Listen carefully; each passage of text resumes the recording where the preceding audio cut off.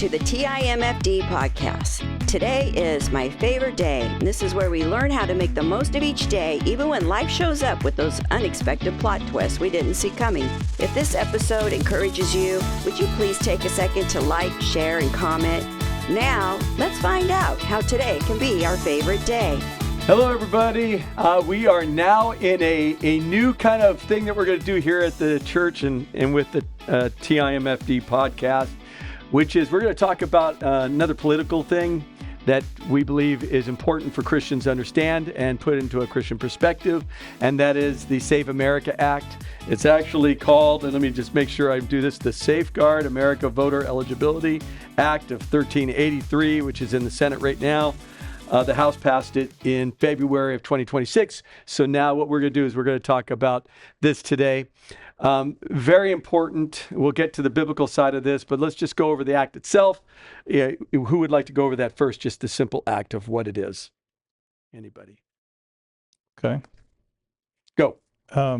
Sure. I mean, I pulled up the bill on the congressional website, and there on the summary tab, it basically says that the bill requires individuals to provide documentary proof of U.S. citizenship when registering to vote for a federal election.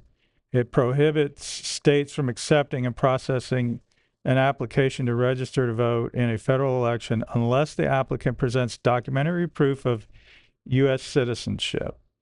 And it specifies which documents are acceptable to prove this. So they need to be a citizen. State-issued ID, passport, et cetera, those types of things that are readily and easily obtainable. Very much so. Yes. So that's one thing, one part of this act. Yes. What's another one? We have a couple of them that are going on here.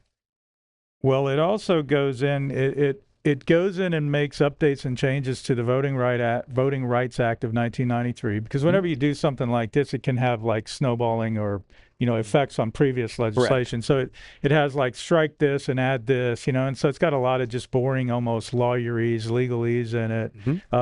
And then there's another act that was passed more recently. I forget which one it is, but it was another voting act where it says, well, then we got to go in and make sure that everything matches. Right. They're works not together. Self-defeating. Yeah. So it has a lot of language about that as well. I also know that not you need to have that photo ID, right? So and you have to prove that you're a citizen. The other one was to clean up the whole voter process because there was people that were been dead for a long time that are still on it and that kind of stuff. So you need to clean that up as well. And I know one of the things they said that it would open up the door for maybe a citizen to sue government officials who are not doing this. Right. That they refuse to do it, and they can be sued for that. So that kind of gives them a little incentive to actually do this bill. Now, real quick, what are the oppositions? Because this makes it seems to make sense. I know percentage-wise, you have even like over 70% of Democrats are for this kind of act to take place, and Republicans are even higher. But I mean, when you say that, you're talking about the voting public, not the members of Congress. Right? No. I'm talking about different talking breakdown about there. the people itself. The people itself. It's over 70% of Democrats and over 80% of Republicans. Yes, some crazy number, and for some reason, most other than Fetterman, I think, are all against this, which doesn't make it doesn't make any sense to me. Yeah. But this is my wife who's actually calling me, and she knows I'm in a podcast right now. Yeah, I put mine. Hey, Tanya? I put mine on Do Not Disturb. I'm in a podcast right now. Nope. 2. Thank you. And that's why this is live. And I'm going to take the sound off. She would have come walking in on that. So where were we at? I'm sorry. I'm blurring out here because I just got called by my wife. We were talking about how, in spite of all evidence to the contrary, the Democrat politicians are ignoring their own electorate to adopt an adversarial position about this legislation. Which the legislation just seems to make sense. It would seem to be common sense, and yet, the rhetoric. I even have Democrat friends who may be against a lot of stuff, but the voting, they want to have that under control. Yeah, They sure. want to make sure that no one's being ripped off and we could actually trust this thing. And so I think that there's a reason for this where we have Democrat leaders who are not wanting this to happen. And one was, let's go back over the history. The last 4 years prior to this president taking over, you had President Biden, who we prayed for all the time, didn't agree with a lot what he had to do. And one of them was the border itself. And he opened up that border for now what we're running into here. I think we're running into some issues where people are wondering, this person, that person, wondering if non-citizens are voting in particular elections. And we know from some of the studies of the voting records that have already been done that in some states illegals have been. Yes, and that's voting. A problem. Yes, and then so it's not. Well, they might. They have. They have been, and that is a problem. And what we talked about yesterday, as we were kind of going into this, that it sure looks like it's open to a lot of cheating.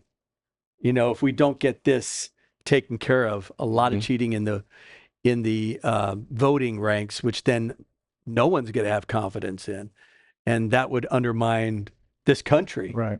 Yeah. And I think there's other nations that believe that you should have this kind of things taking place, right, Randy? I know you brought up some people that are definitely for this and have been for it. Mexico requires voter ID. You and I cannot go down to Mexico and vote in their election. No.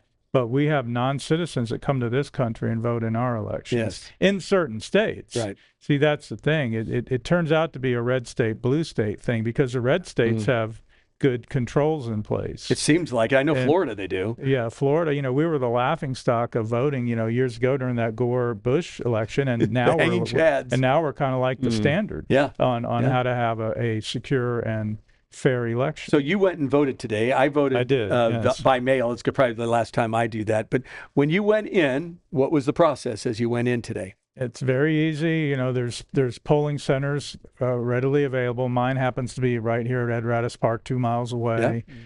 Yeah. You walk in, you show your ID. Is your address still the same as the one on your ID? Yes, sir, it is. All right, here's your ballot. Go over there. You vote. They put it in the Scantron. Scan your vote and you're out of there. It probably took me longer to drive, through 2 miles through the park to get there than to actually vote. And so that sounds very easy. Yes. Right.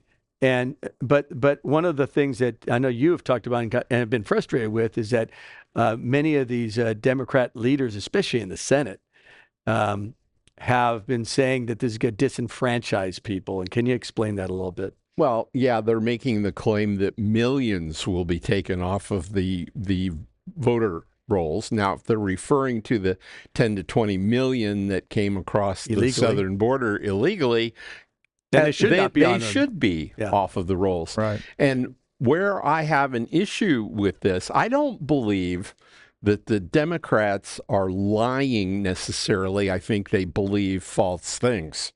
Okay. So when they are making these claims, they're citing research. Well, I thought, that's a very good point. I believe in research and I believe in statistics. I'm going to go check this out.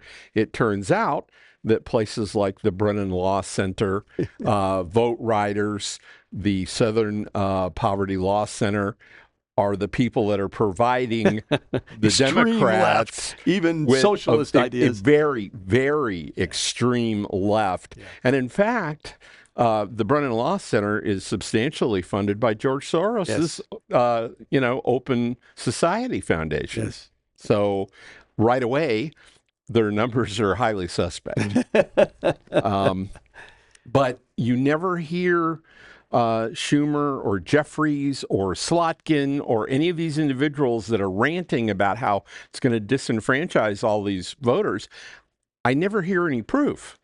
Yes. It's all their opinion. Right, because where's Aunt Bessie or Uncle Bob, who they're saying are not smart enough to go get an ID that they've had to have to pretty much do anything in this society. Right. And they're not smart enough to go. to go get whatever that ID they need to get to prove that they're a citizen of this country, to drive, to buy a lot of different things. And if you can drive in this country, you're already using a license that is called True ID. Yes. And that True ID is one of the acceptable documents to prove that you're a citizen. But those who can't, because you had to have a birth certificate in order to get your True ID. Right. But the idea is, well, what about those people who are not wealthy enough to have a car to drive? Well, you still need ID. Yep. Or pretty much anything you get. Even if you're going to rent a place, you need to have ID. We're living somewhere, right? You can't even get on an aircraft in this country without a True ID anymore. No. And so the idea of that someone's too stupid to actually go get an ID is disingenuous, for one. I consider it bigoted for another, especially if you're going to tie it to a group of people that have a certain skin color. My minority friends are extremely offended by that line of logic. Well, that line of reasoning really deeply offends my African American friends, for instance. Yeah. Well, and that's the sad part. The sad part is that Senator Chuck Schumer, at one point was totally for for that ID. And for some reason, he has switched everything around, and now he thinks it's the most horrible thing, most bigoted thing you can do to disenfranchise a bunch of people who are not legally here.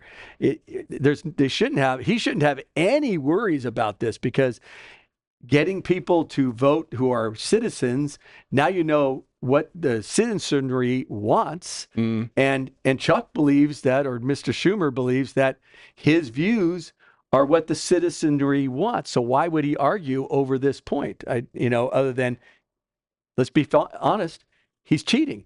Well, and lying. And it's an effort to hold on to power. Yep. Unfortunately, you do have in this country a political elite class. And they want to hold on to power. And if it means that they have to disregard their own electorate, I don't know how they think they're going to do in the midterms when they've basically told their own voters, we're not going to pay attention to you. Yeah. And what's wild is the borders itself. Borders are biblical, which is really kind of interesting, but borders are very, very biblical. Acts 17:26. God determines borders and nations. It says, from one man he made all the nations, that they should inhabit the whole earth. And he marked out their appointed times in history, just like nations, right? And boundaries of their lands. Deuteronomy 32:8.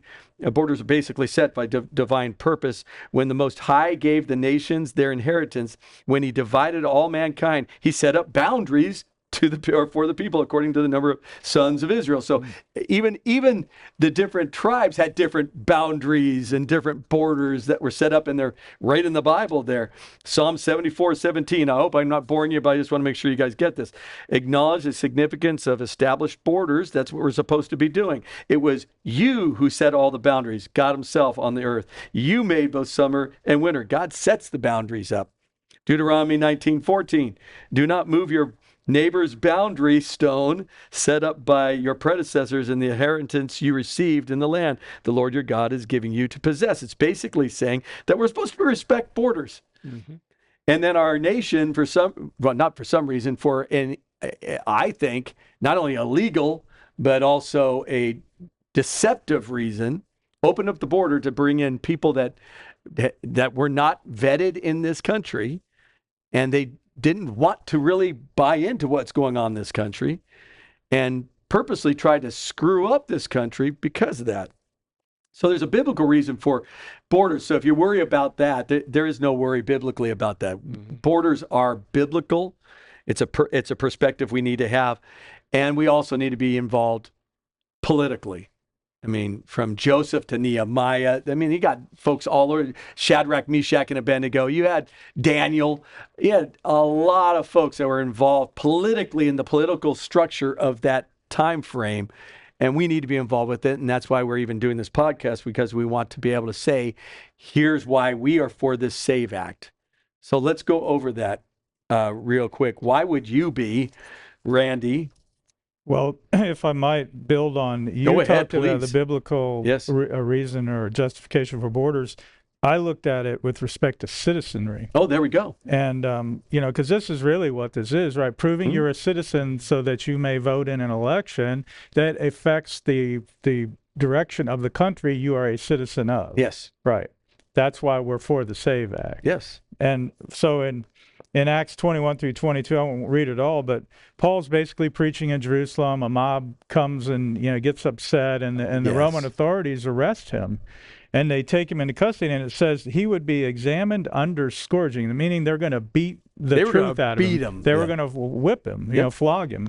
And Paul said to the centurion, "Is it lawful for you to scourge a man who is a Roman and uncondemned?" And then the centurion got worried, went and got his boss, a higher level, a Roman officer. And the Roman officer came to him and said, "Tell me, are you a Roman?" And Paul said, "Yes." And the commander, the higher level commander, said, "With a large sum I obtained this citizenship." Yeah, how do you See, get it? Roman citizenship had value. He had to spend a lot of money to become a Roman, and he was serving in Caesar's legions. Yes. And then Paul said, "I was born a citizen." So here you have a guy that did it through the legal process and another guy that was born a citizen. Yeah. That's all we're asking for here. Anyway, they left him alone at that point because of Roman law, you couldn't do the things they were about to do to him. And then in Philippians, it says that our citizenship is in heaven. Yes. And then finally in Revelation 21, the new Jerusalem, the doors are wide open, right? But it says, "There shall by no means enter it anything that defiles or causes an abomination or a lie, but only those who are written in the Lamb's book of life." That's right. Okay, if you're not in the Lamb's book of life, if you're not a citizenship of his or citizen of his kingdom, you're not getting in. No. So, I think we can pretty well argue that proving and becoming part of something. How does one become a citizen of Jesus' kingdom? Yes. You respond to the gospel in a positive way, which we can share later if we like. But so I think we can biblically justify why this is okay, and why does the opposition to the act? I don't think they can sell their ideas. I don't, they believe in socialism and giveaways and things like that. Freebie stuff that people want. Give away free stuff, run up massive debt, et cetera, et cetera. A lot of like moral degeneracy and things like that. And they're not. I think they're losing the fight. The fact that these statistics that were shared earlier of the people that support this act, I think it shows that the U.S. is a center right country. It's not a left wing country, and so how can they maintain their handle on power, as Mark alluded to or spoke specifically to, actually? Well, then we got to figure out how to rig the elections. Basically, get a lot of people voting for us, because the people that are registered to vote and are citizens of this country probably aren't going to vote for it. Not in enough that we would have a power in a significant enough margin to affect legislation. Correct. And they want a permanent grip on power. Yes. And it also affects the census, by the way. Yeah. Oh, yeah. Let's go over that census real quick. So when they do the census, our country does a census, supposed to be every 10 years. They just count bodies. Makes no sense. They don't count citizens. They just count physical bodies. So if you flood the country with 20 million people who are just taking up space, not to mention all the drain on finances and assets and social welfare system, which, by the way, is making a lot of the minority population in our country upset because they're sucking the life out of those programs that a lot of those people need. Correct. And they're actual citizens. And it's not just minorities. There's, white, black, yellow, brown. Everybody, uses We're all being hurt. Those social safety nets. Right. And all these people that are being just brought into the country to pad voting for one side are really upsetting a lot of the citizens of this country. But they're doing this to maintain power. And it's almost like Mark was saying, it's like they don't care that their constituency doesn't agree with them. They're going to do it anyway because they're smarter than us, they're better than us, whatever. They went to the right schools, they knew the right people in college, they were in the right clubs, etc. And it's just arrogance, it's pride, it's hubris, and it's absolute sin. And Eliza Slotkin, she just said the silent part out loud. She said the reason that we opened the southern borders and brought all those people in was to substantially, materially reshape the electorate. Yes. Absolutely. So she admitted, that's why we did it. That's why we did it. Yeah. And she was straightforward about it. They're not even hiding it anymore. And that's illegal. Sure it is. And it's just morally wrong. You know, that illegal crossing, you hear folks say that, well, the people who crossed it aren't criminals, right? People who have crossed illegally. Yeah, they are. The minute they cross that border illegally, at the very base of it, you are criminal. now a person who's broken the law. Mm-hmm. And in James 4:17 says, so whoever knows the right thing to do and fails to do it, for him it is sin. We have people in our church that are getting citizenship right now. They're going through the process now. They're doing it the legal way. They're doing it the legal way. Good. It's long. It takes some time. And it can be costly. And it can cost. But they're doing it legally. And you know what's funny? Anyone who's done that, I mean, we have a number of people in our church who have done that, they're the most conservative group of people. And this whole thing about what's going on with this vote is taking them off because they're just going, are you kidding me? I do all this, and then they cut in the line. And so you got millions of people who know they're breaking the law, and they're here anyway. Mm-hmm. We have political leaders who are breaking the law, and they're lying to us. Mm-hmm. And that's something that has to be addressed. You know, Proverbs 10:9 says, whoever walks in integrity walks securely, but whoever takes crooked paths, they'll be found out. And that's what's happening. I believe the electric. No, I'm saying electric. Why am I saying electric? The voters. The voters. Sorry, I'm just messing up. Electoral group. That's right. What's interesting about this is that when they have so many people saying, do it this way, and they still continue to say no, like you said, arrogance, hubris makes no sense. They're making false testimony. They're breaking some of the biggest things biblically that you can do. Right.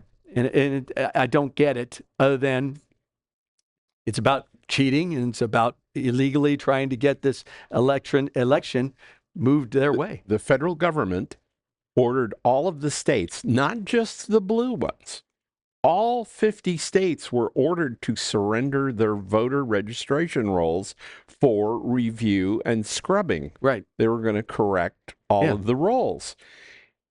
All the red states complied. All the blue states, to find a point on it, said, no, we're not going to obey you, federal government. Go away. Yeah. So much for we're the party of law and order.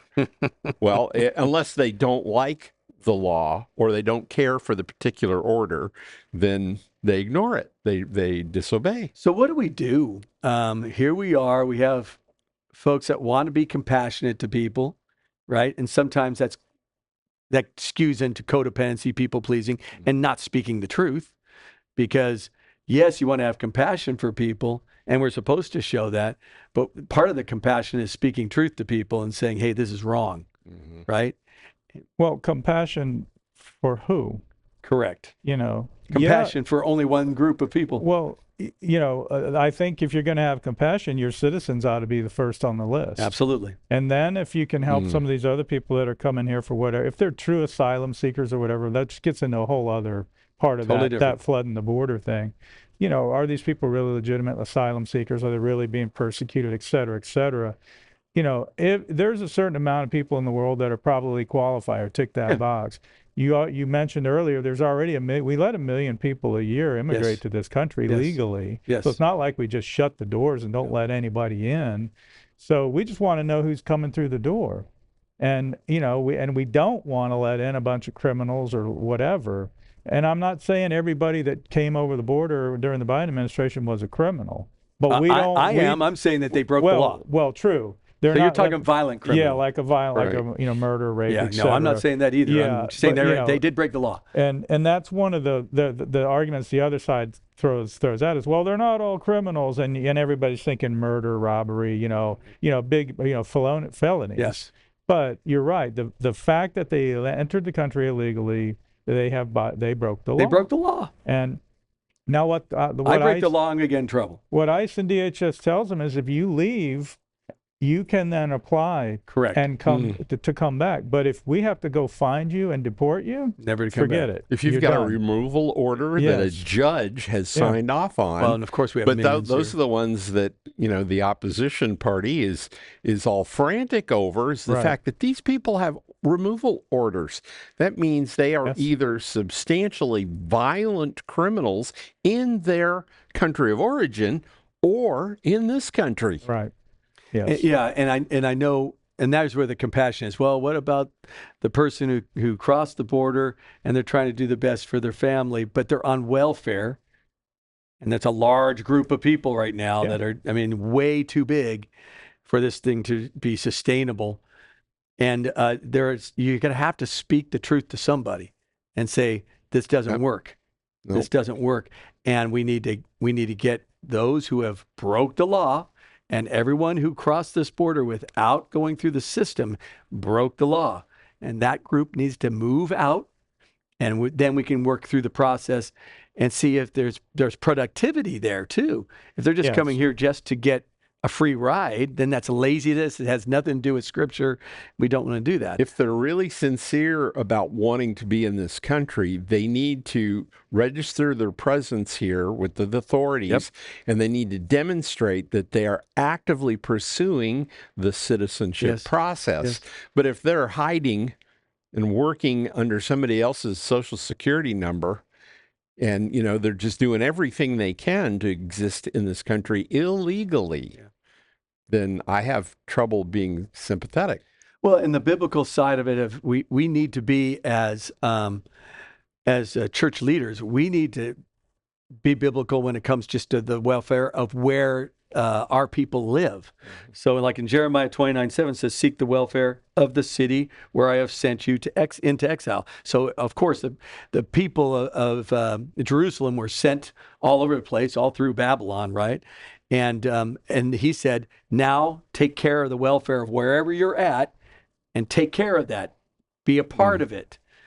Make sure you're doing good for that area. And what we're saying here is that we need to get the church to start standing up for doing that kind of stuff, looking for the welfare of the community. And when you have a bunch of people who have come here illegally and have now been on our tax rolls, meaning they're not giving taxes, but they're sure taking a lot of free stuff, that has skyrocketed our medical world. I don't know about you guys, but my insurance skyrocketed after the Obamacare started. It skyrocketed right after that came into. I couldn't believe how fast our insurance skyrocketed. Our car insurance skyrockets when you have so many people that are illegal here. Unlicensed and uninsured drivers. Tanya got hit by a guy like that, and she almost was killed in a parking lot. Got hit by a guy while she was walking. Nothing happened. We had to pay for everything. Wow. Yeah. So we've ran into this personally, and it's not just an uncommon thing. So we need to take care of the welfare and pray to the Lord on its behalf. Pray for our nation. For its welfare, you are responsible for the welfare where you're at. We need to be praying for this nation, praying for the leaders, praying for people to follow the law. And when we don't do that, we're at fault too. Mm-hmm. Yeah, and that speaks to God's justice, right? One of God's attributes is He's a God of justice. Yes. And is it? They like to talk about, well, that's not fair, and fairness and equity and DEI and all that stuff. It's like, well, is it fair for some people to just walk in, no paperwork, don't follow the process, sign up for Medicare or Medicaid, food stamps or whatever they call it now, EBT cards, free hotels, Obama phones, etc. Free college education. Yeah, exactly. Or they just go into the school system and then, they take up seats in schools and nobody paid into the school taxes. Correct. Look at your property tax bill every year. Look how much goes to school taxes. Mm-hmm. So is that just? Is that fair? No, and not at all. No. So, and again, I don't know how the leadership on that side sells it to their constituency. We'll see in the midterms. They're telling us that in the midterms, some of the talking heads in the various news programs that the Republicans are going to get shellacked, that they're going to lose seats, and basically the Senate and the House are going to flip, and we'll see. But according to these numbers on this particular act, the people are not with the leaders. Well, if this doesn't pass, then yes, that could happen. Because if you have 20,000 or 20 million people who are illegally here and they're voting, that could easily flip over. And that's why the Save America Act is so important to get the election where it needs to be. And if Republicans lose when this is set up, I'm good with that, because that tells me I gotta do a lot better job of teaching people around me what these people biblically stand for. Right. And I'm okay because I know the election was not tainted. But boy, if we go through this election and we lose, well, it's going to be Maricopa County nationwide. It's going to be Palm Beach County nationwide. Hey, at 3 a.m., we found 84,000 votes that we didn't know we had, and every single one of them is for the Democrat. Fulton come County, on. They Fulton think we're County, stupid. Georgia, same thing. Same thing. Yeah, I lived a good part of my County, life in Georgia. It is not a blue state. No, not at all. Fulton County is a blue county. Yes. And that's about it. Maybe DeKalb, maybe one or two others. But yeah, no, it's obvious. But basically on this kind of stuff, when you have people lying about this, which is what you have right now, you have politicians lying. Sure. Now, boy, that's shocker on both sides, right? And we all can lie at times. As human beings, that happens. White lies, little things. I get that. We can get in that argument. But we're talking about blatant I am going to lie to you, and I'm going to do the opposite of what you have sent me to Washington to do. Proverbs 12:22, the Lord detests lying lips. He delights in people who are trustworthy. Exodus 20:16, you should not give false testimony against your neighbor. It's hilarious to hear some of these politicians and what they say and how they attack, saying that you're back to Jim Crow 2.0, and it was the Democrats who were the big Jim Crow people. Right? Yeah. And it has nothing to do with the Jim Crow anything. It's actually everyone is wanting this to happen. But for some reason, these Democrats, because they want to cheat in the election. That's it. Let's stop saying for whatever reason. I should stop that in my own vocabulary. It's because they want to cheat in the election. Otherwise, they would go for this because they would have nothing to worry about. Let's get free elections or fair elections. Well, one of their arguments against it is that, there's not really that many non-citizens that vote. And it's like, well, how do we know? How do we know that when your states will not even give up the voting records to go through them and vet them? Yeah. So and that's a problem. So prove it. Well, I shared this with you guys yesterday. This is a person I follow on X. Her name is Data Republican, so everybody's going to immediately write it off. But what she talks about is the Democrat Party has an international arm called the National Democrat Institute, the NDI. NDI, yeah. It's funded with $181 million a year in U.S. tax dollars. So that's one of those NGOs that we should not be spending a nickel on. But anyway, they have said for 40 years, the NDI has told every developing country on earth that voter ID is essential for election integrity. So not only, so their side is preaching this to the rest of the world, but they don't want to live it in their own country. They don't want to hear because they know they'll lose power. Yeah, they don't want to live. I thought it was what's good for the goose is good for the gander, but obviously that's not true. No, it's do as I say, not as I do. And again, we're back to the hypocrisy and the hubris and all of that. And what is the real underlying intent of why they get up there and grandstand and, as you say, clutch their pearls and all that, and they're horrified about all the injustices. They don't care about any of that. No, they don't. Well, I'm sorry, I don't believe it's all the human condition is power. And that's Republican and Democrat power. But we have to have fair elections. We have to have fair elections because then, as I said, if we have fair elections and everybody knows that its citizens are voting, and let's say in California, which may happen, that the governor becomes a Republican. Yeah, they're very close to which is very close for that happening. Hilton is doing very well. But there's no way, I don't see how any way he can win that election if they don't have the SAVE Act in. Because you're going to have millions of people voting that are not citizens of the United States. Yeah. I mean, that's gone on in California a long time. It's a one-party state. I come from that state. I remember when my parents told me, yeah, there we go, that that Ronald Reagan was the governor of California at one time, right? And so it's interesting to see that that's why this is so important. I think this is the most important legislation. I can't remember a more important legislation than this. I can't. Well, if we don't have secure elections, we really don't have a country. No. Because one side's playing by the rules and expecting it to be a fair election. The other side's like, well, what do we got to do to win? That's essentially it. There are no rules. It's the end justifies the means. Right. So if anybody watches this that's involved with the Democratic Party, please contact your senators.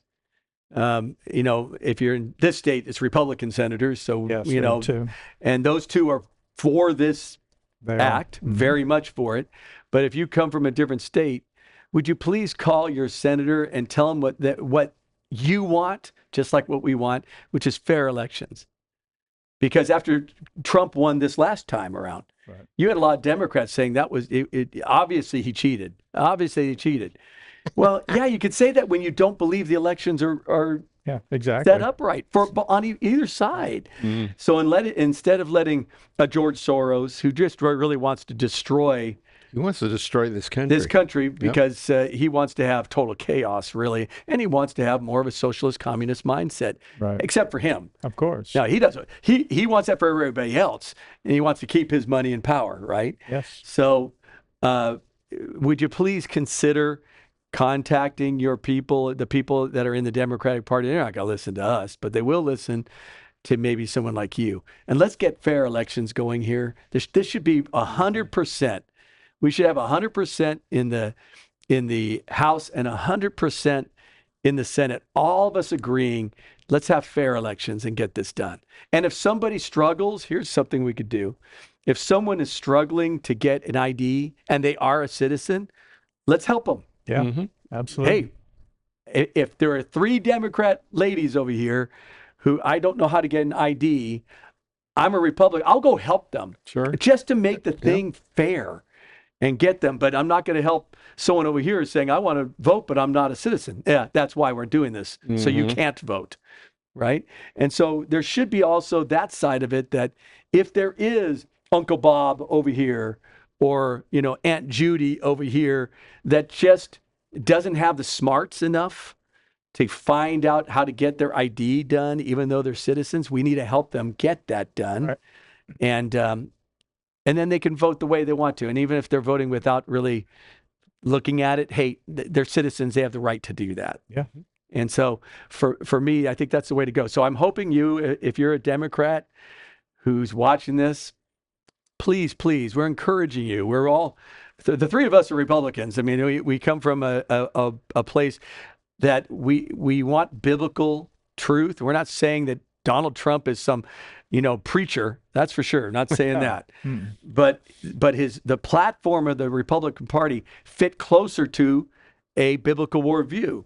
Life, marriage, sexual sin, not to have that just running wild within our kids and that kind of thing. Try to reduce the government and try to be fiscal responsibility, even though our Republicans haven't done that, which gets me irritated at times. Yeah, we could spend a lot of time on what they're not getting right either. As a matter of fact, we may need to do that. Yes, we could. Just to say a biblical side of this thing. But right now, we need to get this thing passed. Yes. And we need our senators to do what they need to do, and that's Republican and Democrat senators, to vote for this thing, get it passed, and let's get moving. So we can all go into this national election that's coming in, in November, that we can all feel good about the election.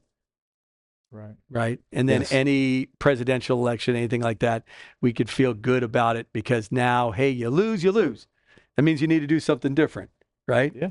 You need to look at your platform. Does it really fit for people? Whatever, but we need to do that. One thing I wanted to bring up was Proverbs 6:16 through 19. And Mark, if you have anything else, we'll give that to you. It says, there are 6 things the Lord hates, 7 that are detestable to him: haughty eyes, a lying tongue, hands that shed innocent blood.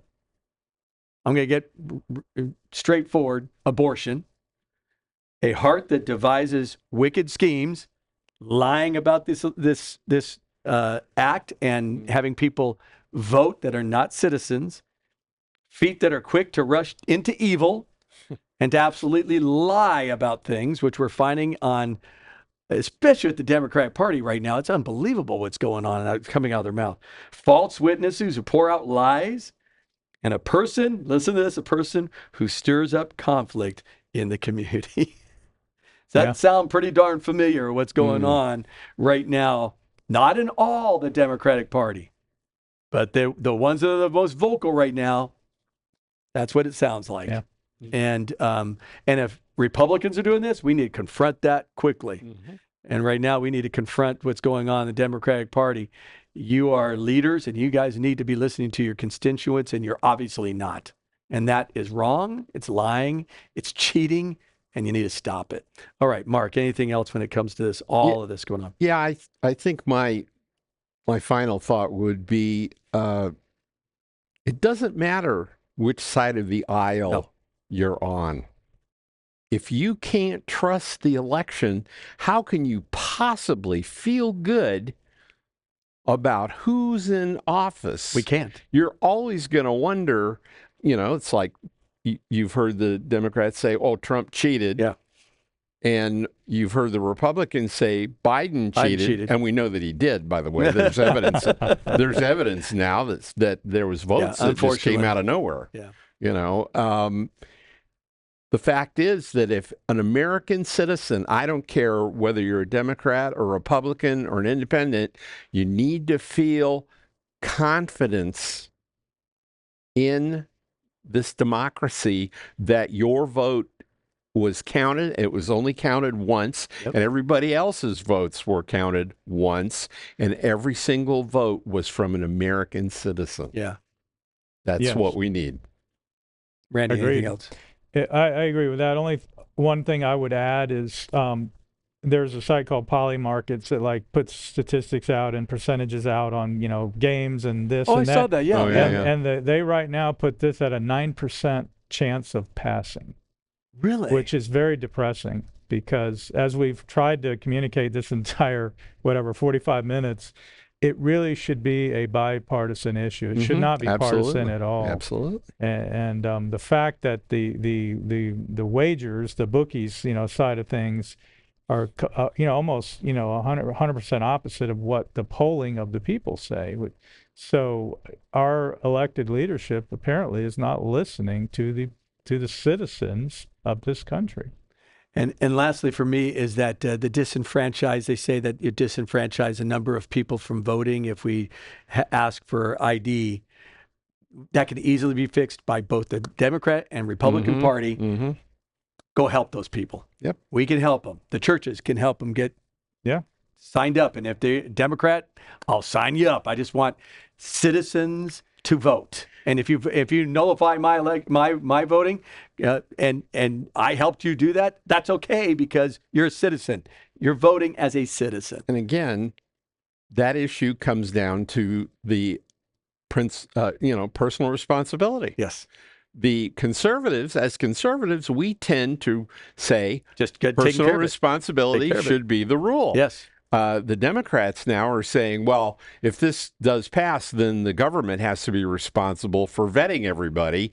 In other words, more government employees. The federal government's going to grow to be able to handle this, which I am strictly not. I'm a states' rights guy. Right, and it should be that. I don't believe in growing the federal government. I'm sorry. It's way too big as it is now. And this is supposed to go back to the states. Right. Let's go over that. The legislation actually pushes that down to the states. Yes. Yes, it does. Because the Constitution states that the states are responsible for the elections. Correct. Not the federal government. Yeah, because then the federal government doesn't come in and just force it. But that doesn't mean that individuals are not responsible for taking care of their own identification. Yes, exactly. And I totally get that, and I believe that. I do too. But just to get this, if this thing gets passed, let's help Aunt Bobby or whatever and Uncle Joe to find, get their ID and get them taken care of, and then you guys go vote and do what you need to do. And it's not going to matter to me if you're an independent, a Democrat, or a Republican. If you need help. Yep.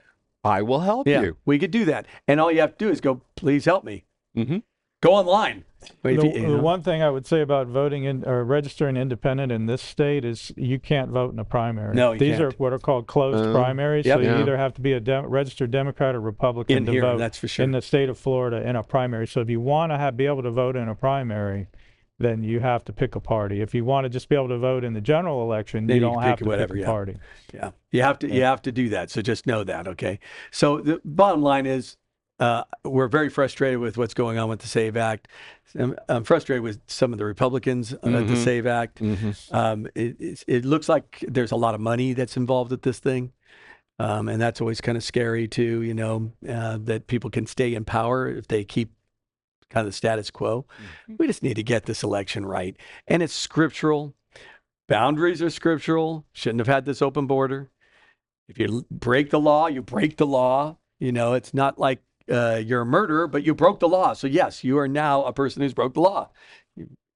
We need to make sure that when someone comes across this border, we say that rather than, oh, no, they really didn't break a law. Yeah, they did. Yes, they did. And if we go to another country and we go in illegally, they're going to think that we broke the law. Right. So, exactly. right? Yeah, try flying to France and saying, hey, I want to vote in your next election. Yeah, good luck on that. Yeah, that ain't going to happen. No. Bonne chance, as they say. Bonne chance. But the bottom line is that for us, it's not out of a mean-spirited mindset. It's not about being bigoted. It's about fairness and making sure everybody feels comfortable in an election. That's right. That's all it is. Yep. And we want that. And it's biblical that we need to have that so everyone knows that there's no shadiness going on. All right. With that in mind, anything else? You got my socks. Oh, look at that. He's He's got the USA I got socks. my Support the Blues. Oh, I'm sorry. Awesome. Did I just say that? Support the Blue?